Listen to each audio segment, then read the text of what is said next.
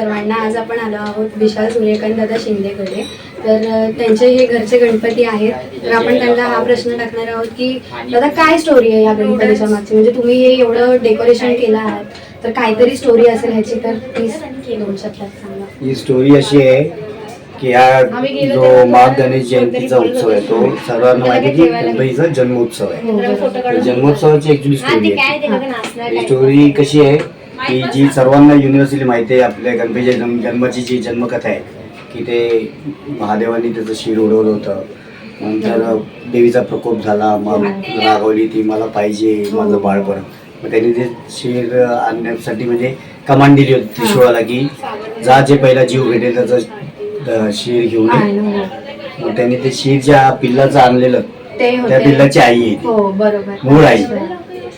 मग त्या आईला जाऊन बिलगलंय, ते जाऊन भेटलंय बऱ्याच दिवसांनी किंवा असं काही.